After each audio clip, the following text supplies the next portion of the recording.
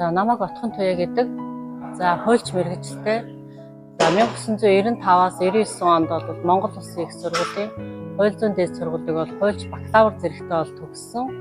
За их сургуулаа төгсөөд бол Дорнот аймгийн шүүхэд 2002-оос 2008 оны хооронд бол шүүгчийн туслах нарийн бичгийн дарга архив бичих хэрэг эрхэлсэн бол ажлыг хийж байсан. За ингээд бол Монгол Улсын ерөнхийлөгчийн зарилгаар 2008 оны 9 сарын 3-нд бол Өр хангаан аймагт Төсөн бөндийн 2 дугаар шүүхэд бол шүүгчээр томилогдсон ажилласан. За энэ томилогдсон ажлын хугацаа бол миний шүүгчийн ажилдаа хөл тавьсан анхны томоохон алхмуудын бол нэг байсан. За мөн мэрэгжлийн үйл ажиллагаанд өссөн хөгжсөн, туршлага хуримтлуулсан ийм бол чухал цаг үе яасан гэж боддог. За шүүгчээр томилогдсон очоод бол эрүү иргэний хэргийг бол хянан шийдвэрлэдэг байсан. За ингэснээр миний бол эрх зүйн эдлэгээ улам болов дээшлүүлсэн. За мөн болов туршлага суусан ийм цаг үеуд бол байсан. За шүүгчээр ажиллаж хугацаанд бол за шударга ёсыг бол хэрхэн хэрэгжүүлэх талаар бол төвлөр суух нь ажиллах ёстойн бодитоор бол мэдсэн.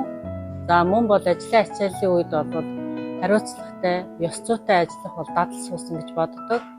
За шүүгчээр ажиллаж хугацаанд бол миний хамгийн дурсамжтай мөч гэх юм бол анхлан болов шүүн туслах ажлаа бие даан явуулж за хэрэг маргаан шийдвэрлээд за хэрэг маргаан шийдвэрлсний дараа бол хэргийн оролцогч бас надад хандаж за шүүгчээ танд баярлалаа.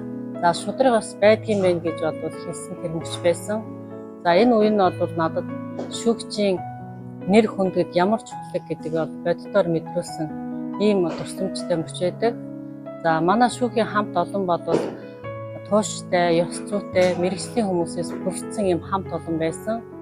За хамт олон бол халуун дулаан уур амьсгал суурилж бол найрсгаар аливаа асуудлыг шийдвэрлэдэг байсан. За ингэснээр бол олон асуудлыг бол чадварлагаар шийдсэн ийм хамт олон.